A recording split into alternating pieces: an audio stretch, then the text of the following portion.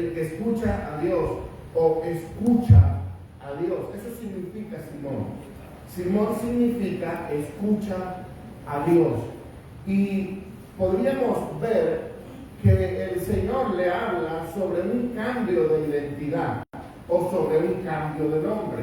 Le dice, tú eres Simón, hijo de Jonás, pero tú serás llamado Pedro. Entonces, no le está diciendo que instantáneamente, a partir de aquel momento, su nombre iba a ser Pedro. No, le está diciendo, tú serás llamado. Le está hablando en qué? En un término futuro. Y es algo que nosotros debemos entender dentro del ámbito del llamado de Dios. Cuando Dios nos llama, cuando Dios hace un llamado a una persona, nunca vamos a hacer lo que Él dijo. Escúchelo porque quiero decirlo con entendimiento. Nunca vamos a hacer instantáneamente lo que Él dijo que íbamos a hacer. Ojo con esto. No porque el Señor diga, tú eres, o tú vas a hacer, perdón, no eres instantáneamente, es que tú vas a hacer. Me explico en este ámbito. Una cosa es lo que tú eres, otra cosa es lo que vas a hacer. Y en ese ámbito entra una lucha de pensamiento, porque no concuerda lo que Dios no habla con lo que somos actualmente. Entonces, Dios le estaba diciendo, tú serás, cuando en un principio le dijo que tú eres Simón, hijo de Jonás. Es un reconocimiento de lo que la persona realmente es en su origen, en su inicio. Y es aquí donde entran muchas frustraciones. ¿Por qué entran muchas frustraciones? Porque la mayoría de los que hoy estamos acá quisiéramos tener un cambio brusco, instantáneo, o un cambio, verlo ya, y no tan solo eso, sino que es el cambio que nosotros queremos ver en otras personas. Por eso entra mucha gente diciendo, ¿y eso que eres cristiano? ¿Sí o no? ¿No le ha pasado? Que cuando lo miran a usted enojarse, dicen, ay, ¿y eso que vas a la iglesia? O cuando lo miran a usted decir una palabra incómoda, no voy a decir incorrecta, porque de repente era la palabra correcta para el momento. Usted quería decirle lo que quería decirle a esa persona, es la palabra correcta, pero incomodó. Dice, ay, me tendría que morder la lengua porque le dije a este hijo del... y soltó todo aquello. Sí, ocasionalmente hay palabras correctas y en ocasiones correctas, pero el problema está basado en que la gente piensa que porque visita, porque estuvo o porque Dios le habló en una ocasión, ya usted con la varita mágica de Dios fue transformado. Y no es así. Dios no tiene varita mágica para cambiar de la noche a la mañana a una persona. Puede hacerlo. Él está en todo el poder de hacerlo. Pero Él opera en lo natural del ser humano, en lo progresivo del hombre. Usted se va a dar cuenta que si saca el tiempo en el que creyó hasta el día de hoy, usted ha cambiado muchísimo, ¿sí o no? Al usted exponerse a un mensaje de la palabra, usted comienza a recibir confrontaciones de conducta, de pensamiento, de caracteres, de palabras y de muchas cosas. Y en ese proceso usted se va a dar cuenta de que dice, oh, esto lo estoy haciendo incorrecto, necesito cambiar, necesito variar esta palabra, necesito variar esta conducta, necesito hacer esto, aquello, lo otro. Todos esos asuntos que nosotros somos confrontados, nosotros mismos vamos a ir cambiándolo. Yo puedo ser testigo, y es de la parte que me da mucha alegría y contentamiento. Yo soy testigo del cambio de muchas de las personas que hoy están acá, que llegaron quizás con conceptos, con pensamientos viciados, con conducta, tenían ideas erróneas, porque no voy a decir que no, todos teníamos ideas erróneas y cuando llegamos y fuimos confrontados, comencé a escuchar vocablos en sus bocas, los cuales identificaban una verdad impregnada en su pensamiento que comenzó a producir cambios. Comencé a ver gente que decían, ahora ya no quiero hablar según el antiguo pacto, sino ahora según el nuevo. Comencé a ver personas con una mentalidad que venían totalmente viciada a comenzar a limpiarla. Y no por el poder ni el pensamiento de un pastor, sino la palabra que produce dicho cambio. Entonces la palabra, cuando somos confrontados por ella, comenzamos a producir los cambios necesarios. Miremos algo particular. Este hombre llamado Pedro, Simón, cuando se le conoce el maestro, en un momento determinado, él tenía quizás una muy mala educación. La Biblia, cuando habla referente a Pedro, dice que era del vulgo, o sea, era de la clase baja, la cual no tenía una suficiente economía para pagar una universidad, una carrera, algo técnico, no. Para el tiempo en el que Pedro vivía, la mayoría de las carreras que habían, que eran carreras muy bajas, muy básicas, como la carpintería, la pesca, el trabajo de albañilería, cosas como esa, la construcción, todo ese tipo de trabajo era heredado. Los padres le heredaban a los hijos el oficio que ellos tenían. Pedro es pescador por causa de que su papá fue pescador en un tiempo, entonces le enseña el arte de pescar. La Biblia no narra mucho sobre Jonás, el papá de Pedro. No podemos confundirlo con Jonás, el que se lo tragó el pez. Jamás, hermano. Fueron siglos y muchísimos años de distancia. Entonces no tiene nada que ver ese Jonás con el Jonás que se lo tragó el pez.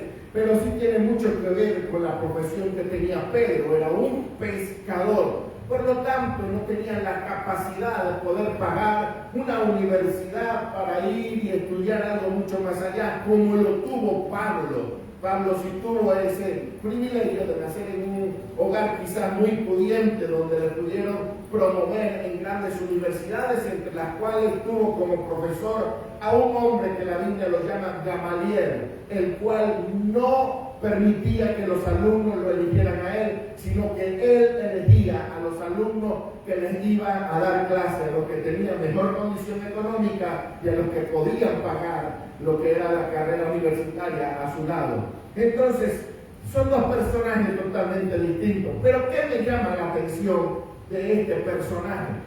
El significado de Simón. Simón significa el que escuchó a Dios. Y esto es muy importante para que se pueda producir algo en la vida de un creyente. Lo primero que tiene que hacer es aprender a escuchar a Dios.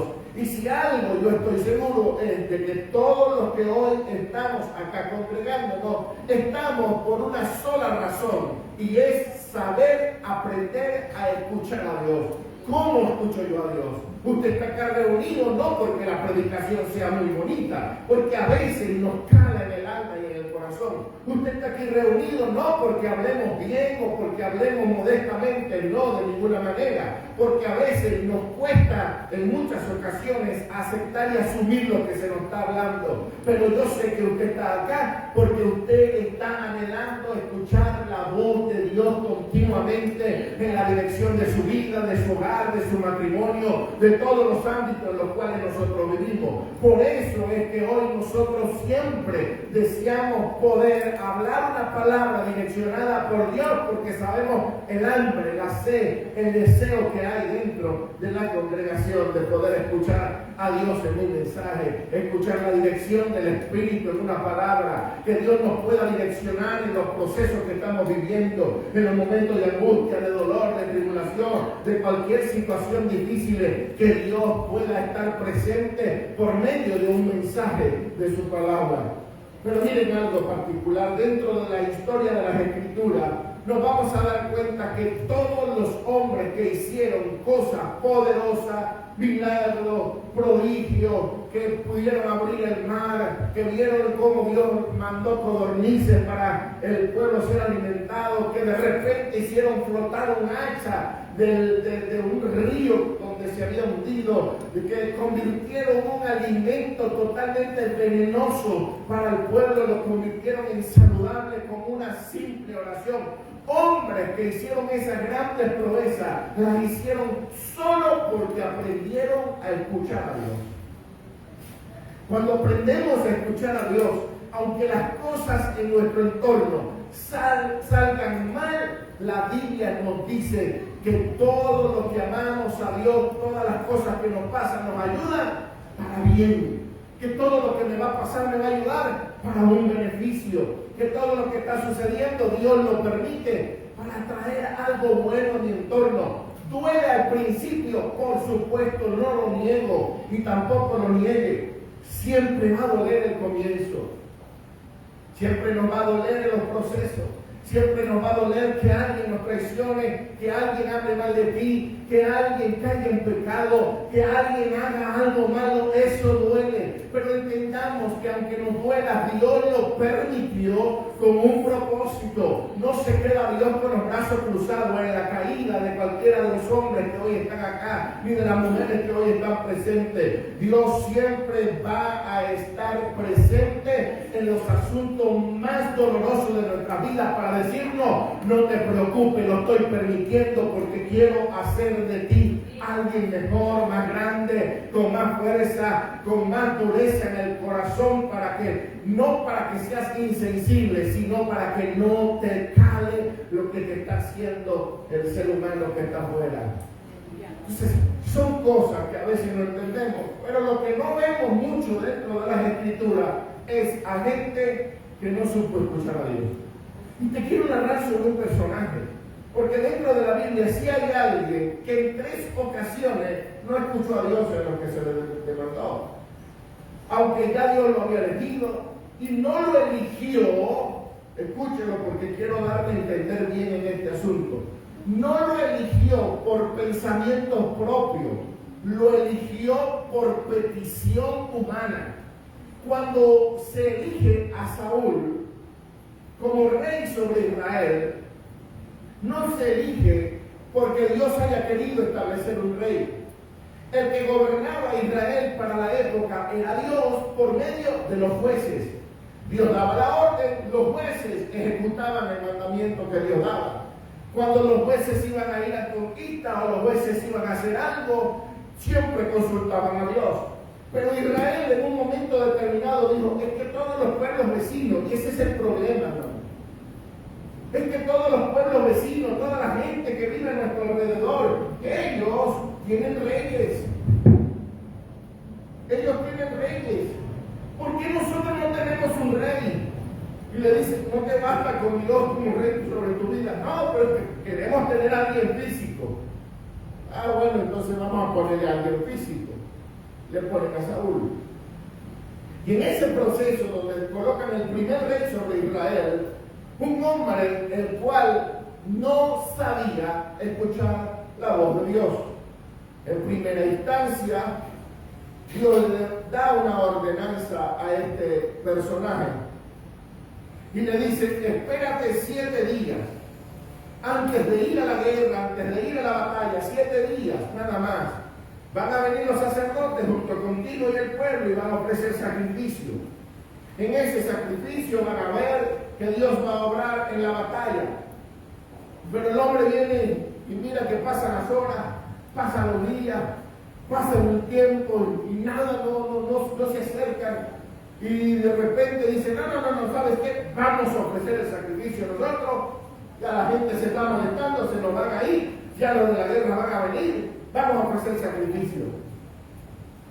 Y cuando ofreció el sacrificio, llegaron los sacerdotes y le dijeron: ¿por qué ofreciste algo que no te correspondía hacerlo? Esto te va a costar el reinado. Entonces, ¿qué pasó? Ya había una orden, ya Dios había hablado, ya Dios le había dicho algo, pero él en su corazón se desesperó. Y en el desespero fracasó. Luego Dios le da otra orden. La primera orden se la da en 1 de Samuel, capítulo 13. La segunda orden se la da en el capítulo 15 de 1 de Samuel. Y le dice: cuando entres a esa nación a conquistarla, no vas a dejar nada, absolutamente nada vivo. Lo vas a matar todo. Todo lo que está allá es pecado. Todo lo que está allá me ha maldecido a mí. Todo lo que está allá es anatema. Todo. No vas a agarrar absolutamente nada. ¿Y qué pasó? Cuando llegó allá miró algunas cosas bonitas, agradables. Comenzó a mirar el chain. Dijo: esto lo compro en el carrito. El rey me cae bien, se ve bien padre el rey. También voy a meter al rey en el carrito de chain. Y comenzó a guardar cosas que a él le parecían convenientes. Entonces, por segunda vez, desobedece a Dios. Y no le hace caso a lo que Dios determinó sobre su vida. La tercera vez, más que una desobediencia, fue una deshonra a Dios. Porque se fue a consultar a una bruja, a una pitonisa. Para la lectura de esta 1 de Samuel, capítulo 28, los que quieren entrar en ese mensaje, se va y consulta a una bruja sobre los asuntos de su vida. Entonces, 3 ocasiones diferentes, 3 cosas distintas, nos hace dar a entender que este hombre no sabía, escuchen a Dios, no sabía que estaba oyendo las cosas de Dios. Por lo tanto, Dios se hace, ahí sí hay una elección de él. Y es cuando elige a David como rey. Ahora, yo puedo narrarle un pedacito para que tenga usted algo sobreentendido en este asunto. Porque cuando va a elegir a David, el papá de David, que se llama Isaí, le presenta delante de Samuel, al cual Dios mandó a ungir a David. No le dio nombre, no le dijo: anda y ve y úngeme a David. No, le dijo: uno de los hijos de Isaí, a ese le lo vas a ungir como rey. Cuando se le dice a Isaí que le iban a ungir a un hijo como rey, Isaí sacó a los más bonitos, a los grandes, a los que tenían músculos, a los que estaban bien fuertes, así como yo quería ser. No me dejan terminar la frase. Pero esos que estaban bien forzachones, que tenían la quijada así cuadrada, tipo Hollywood, con el mentón salido y que parecía el tipo Arnold Schwarzenegger. Usted aprenda el inglés que yo tengo para que sepa que lo tengo. Usted se imagina, le pasaron un certamen de belleza masculino a Samuel, pero Dios dijo: ninguno de ellos es mi escogido. Le buscaron a un flaquito, menor de edad todavía, que trabajaba en el campo cuidando ovejas, y era el último de todos, era el menospreciado, era el que de repente mandaban a hacer todos los mandados: busca los frijoles, búscame el arroz, búscame esto, búscame lo otro. Era el mandatodo dentro de la casa de Isaí, el menospreciado. Siempre entendamos algo en el ámbito de los judíos, de lo que hablamos en la historia de las Escrituras. Siempre el primogénito, el primero, era el que tenía todos los privilegios de la casa. Era el que tenía el privilegio de ir a la universidad o de ser presentado a la guerra. Luego los hermanos menores eran servidores del mayor.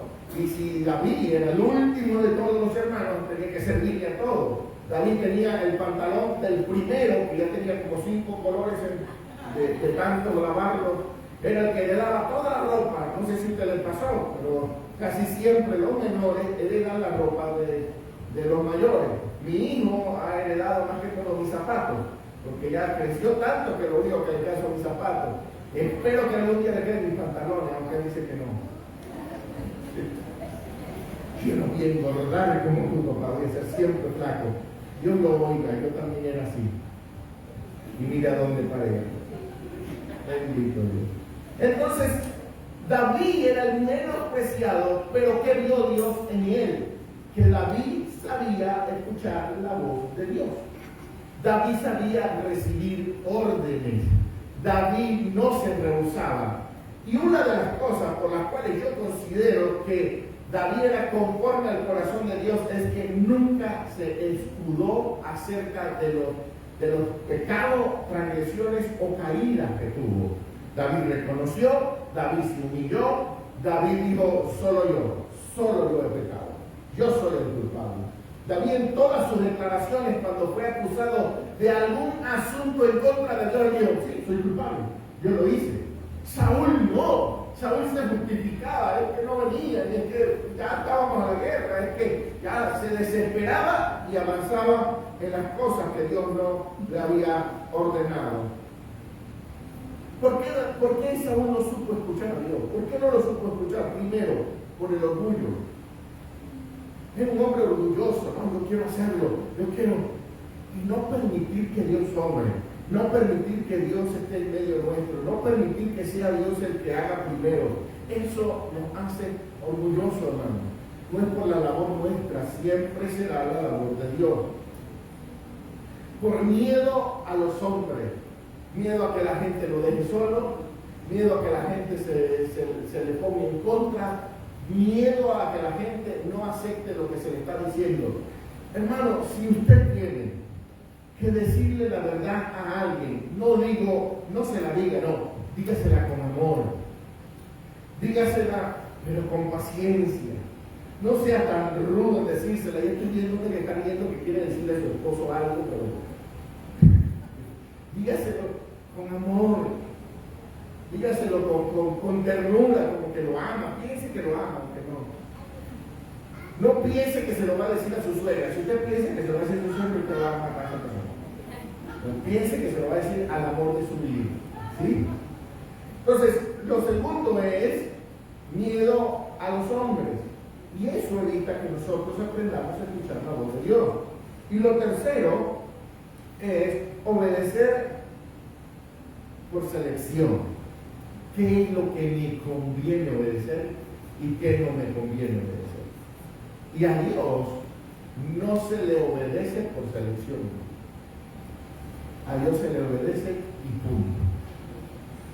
¿Nos agrada? No. ¿Nos gusta? No. ¿Nos parece bien? No. ¿Por qué? Porque a veces nuestra carne, nuestro yo, nuestro ego, como el hermanito que comenzó a orar por Rosita, Señor, te pido por Rosita, quiero que sea mi esposa. Y el Señor le mandaba a uno y le decía, no, yo no quiero que sea Rosita. Señor, pero es que Rosita es la que me gusta. Entonces llegó una persona y le dijo, mira, estás orando fuera de la voluntad de Dios. Tienes que decirle, Señor, si es tu voluntad. Si no es, quítame a Rosita. Ah, bueno. Señor, si es tu voluntad, te pido por Rosita. Y si no es, también.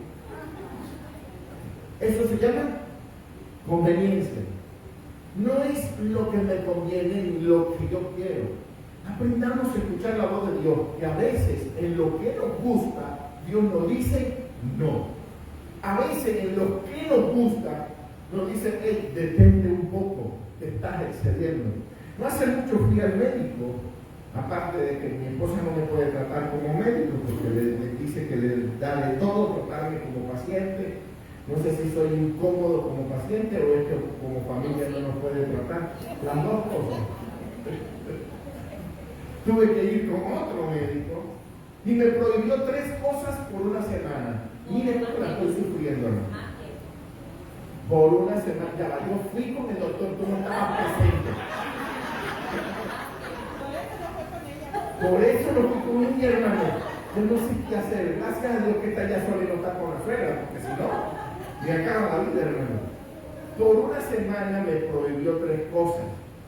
Me dijo, para la desinflamación del colon, prontamente necesito que por una semana evites 3 cosas: los picantes, las gaseosas y el café. Y el café.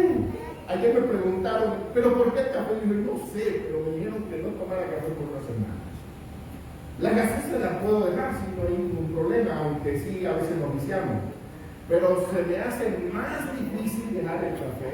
El chile tampoco tengo problema, no soy tan adicto a lo picoso. Pero el café, hermano, el café, es como que me dijeran, tienes que vivir con la suegra una semana. No, es algo difícil, rudo, rústico de asimilar. Es algo que uno no siente en el espíritu de dar. Pero créame, ya el miércoles que entra ya, miércoles fue. Ya cumplo la semana, a partir del miércoles sigo tomando café, aunque no tome solo. A partir del jueves, pero no me quiero quitar ni un día de reposo, ni un día me quiero quitar. Bendito sea el Señor. Pero es rudo, es difícil que te quiten algo que a ti te gusta. Y ahí entramos en el pensamiento, cuando Dios te dice un no en lo que te agrada. Cuando Dios te dice un no en lo que quieres hacer. Cuando Dios te dice no vayas a Cancún. ¿Cómo te haces, hermano? Es ahí donde entra la conveniencia. Pero Señor, es la playita. Es que va a venir un maremoto y te vas a morir allá. Ok, ya. Sí me explico. Cuando Dios dice no, no lo dice porque Él quiera decirnos no por gusto, sino porque Él conoce con exactitud todas las cosas que nos van a pasar. Ahora, cuando entramos en conveniencia, lo que a mí me conviene, es donde entra el fracaso, es donde entran las situaciones difíciles. Y comenzamos, Señor, ¿por qué lo permitiste? Por cabezón. Por eso lo permití, porque te dije que no y tú fuiste para allá. Señor, pero ¿por qué ahora tengo esta enfermedad? Por cabezón. Te dije que no tomaras esto y lo tomaste. Entonces, muchas de las cosas que pasan es porque nosotros mismos somos los culpables, no Dios. No metamos en las cosas que Dios no actuó porque nos dijo a nosotros no lo hagas y terminamos haciéndolo. Entonces, todo desde un inicio, cuando Dios te dice lo que tú vas a hacer, vuelvo al principio, tiene que tener un proceso. Y todo ese proceso viene a raíz de poder escuchar a Dios en todos los asuntos de nuestra vida. Cuando yo aprendo a escuchar a Dios en los asuntos de mi vida, entonces voy en línea recta sin chocar con nadie. Pero cuando dejo de escuchar, comienzo a ir en zigzag, chocando con todo el mundo que viene a mi alrededor. Por lo tanto, cuando yo choco con la gente, tengo que ser entendido, oiga, aquí está pasando algo. O voy en sentido contrario, o no estoy escuchando a Dios con lo que Él me está diciendo. A partir de ese momento, comienzo a recapacitar. Y Pedro, particularmente en esta ocasión, Simón, estaba aprendiendo un proceso. Estaba aprendiendo a escuchar a Dios. Lo primero que hizo fue cuando vio a Jesús, fue llamado, y a partir de aquel momento que le dijeron, deja tu profesión por seguirme a mí. Era difícil, por supuesto, hermano, porque cómo iba a mantener a la familia.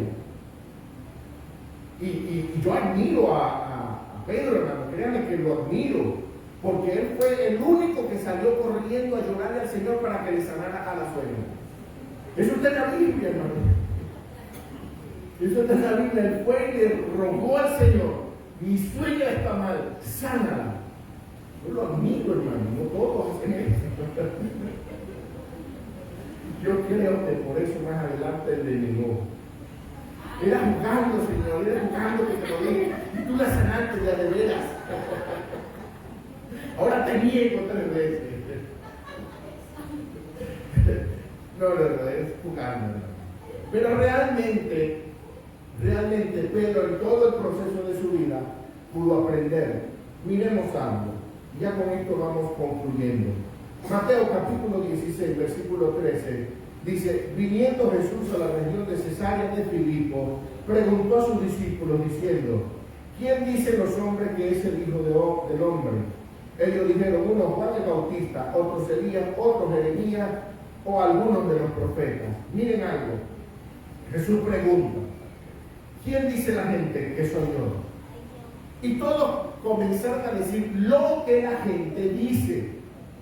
Lo que la gente dice es uno de los profetas, es Elías, es Jeremías, es alguien que fue enviado. Y eso es una influencia sobre el pensamiento de los que están dentro. Porque cualquier influencia que sea contraria a la naturaleza de Cristo en la vida del creyente produce una división, una separación. Si no tenemos claros los conceptos de quién es Cristo en nosotros, cualquier otro concepto que no sea genuino ni verdadero va a producir divisiones mentales, divisiones espirituales. No nos va a dejar crecer ni desarrollarnos. Ese era el interrogante de Cristo. ¿Qué dice la gente que soy yo? Porque dice que eres Elías. ¿Era Elías Jesús? No era Elías. ¿Era uno de los profetas? No. Porque como Elías o como uno de los profetas no podía morir, no podía resucitar y no podía perdonar pecados. Entonces él necesitaba que hubiera claridad de quién era Cristo en la vida del creyente. Entonces Jesús formula la pregunta totalmente diferente ahora. Primero dijo, ¿quién dicen aquello? Aquellos pueden influir sobre los que están aquí adentro y sobre los que están en su alrededor. Pero ustedes, los que me conocen, los que me han visto, los que caminan conmigo, los que necesito que sepan realmente quién soy, ¿quiénes creen ustedes que soy yo? Y el único que se levantó fue Pedro. Pedro dijo, él le dijo, ¿y vosotros? ¿Quién decís que soy yo? Respondiendo Simón Pedro dijo, tú eres el Cristo, el Hijo del Dios viviente. Entonces le respondió Jesús, bienaventurado eres Simón, hijo de Jonás, porque no te lo reveló carne ni sangre, sino mi Padre que está en los cielos. ¿Qué se produjo en este momento? Al que sabe escuchar a Dios, cotidianamente Dios se le revela. Si no sabemos escuchar a Dios, Dios no se nos va a revelar. Cuando aprendemos a escuchar a Dios, entonces Dios nos direcciona en todos los ámbitos, Dios nos direcciona en todos los asuntos de vida, Dios nos direcciona en las cosas que estamos haciendo, Dios nos direcciona con cualquier cosa que vamos a hacer. Dios nos direcciona. Entonces, miren lo importante de todo el asunto de saber escuchar a Dios. Entonces dice, entonces vosotros quién decís que soy yo, respondiendo Simón Pedro, dijo, tú eres el Cristo, el Hijo del Dios viviente. Entonces respondió Jesús, bienaventurado eres Simón, hijo de Jonás, porque no te lo reveló carne ni sangre, sino mi Padre que está en los cielos. Y yo también te digo que tú eres Pedro. ¿Recuerden el primer versículo? Decía, tú serás, y en este le dice, tú eres. Son dos cosas diferentes, el tú serás al tú eres. Del tú serás al tú eres hay un lapso de tiempo, el cual tuvo que aprender, el cual tuvo que asimilar. ¿Por qué en el principio no le dijo tú eres? Se lo dijo fue aquí, el tú eres. Porque le estaba recién conociendo. Si Jesús le fuese preguntado, ¿quién soy yo? Él le dice, el hijo de María y de José, el carpintero. Yo te conozco como el carpintero, siempre te he visto como el carpintero. Pero Jesús no le preguntó eso en ese momento. Espero caminar sobre las aguas, espero mostrarle milagros, espero demostrar las sanidades, espero mostrar resurrecciones, espero mostrar todo su poderío. Le enseñó, le capacitó, le habló, le instruyó, y en el momento preciso le pregunta, ¿ahora qué piensas de mí? Ah, no, ya no eres el carpintero, ya no eres cualquier persona, ya no estás clavado en una cruz, ya no eres el que me habían hablado los testigos de Jehová, o los católicos, o los mormones. Póngale el nombre usted que quiera, no, ya no eres, ya eres el que está viviendo dentro de mí, ya eres el que me habita, ya eres la persona que produce el querer como el hacer en tu perfecta voluntad. Si yo le pregunto a usted en esta hora, yo sé que usted me va a responder lo que yo le acabo de decir. Porque antes Jesús era para usted algo, pero ahora para usted Jesús es alguien totalmente diferente. Usted se ha convertido en su habitación. ¿Pero por qué? Porque vivió un proceso, porque aprendió a escuchar a Dios, porque pasó un tiempo en el que pudo aprender, en el que pudo romper con los conceptos de afuera. Recuerden que al principio le hablé de que cuando Jesús le habló a Pedro, Pedro venía del vulgo, Pedro venía de ser pescador, tenía cultura de pescador, pero cuando llega a este momento ya no tiene cultura de pescador, ya tiene cultura de reino en su pensamiento. Ya su cultura es distinta que la mente. Por eso puede recibir fácilmente una revelación del cielo, diciéndole: tú eres el Cristo, tú eres el Hijo del Dios viviente. Y le dijo: bienaventurado has sido, Simón, hijo de Jonás. Y yo te digo ahora que tu nombre será llamado Pedro, que tú eres ahora Pedro. ¿Y qué significa Pedro? Pedro significa pequeña roca. No confundamos pequeña roca con gran roca. Cristo es la roca inconmovible. Pero de la roca inconmovible, cualquier pedazo que se desprenda se convierte en ¿qué? En una pequeña roca. ¿Qué le quiso decir al maestro? A partir de ahora, Simón, yo me he desprendido algo de mí para dejarlo dentro de ti, el cual va a ser inconmovible, nadie lo va a cambiar, nadie lo va a transformar. Así que cuando nosotros comenzamos a entender que es Cristo dentro de nosotros, no hay nadie que nos pueda conmover. No hay malas palabras, no hay malos gestos, no hay malos pensamientos, no hay traición, no hay palabras que te digan que te mueva de lo que Dios ha determinado sobre tu vida. Podrán venir crisis, podrán venir tribulaciones, pero nunca te van a mover de su presencia. Porque eso es lo que hace el Señor, es convertirnos en pequeñas rocas. Vamos a dar gracias a Dios por la palabra que nos ha otorgado y para que podamos aprender cada día más y más a escuchar la voz de Dios. Amén. Vamos a orar.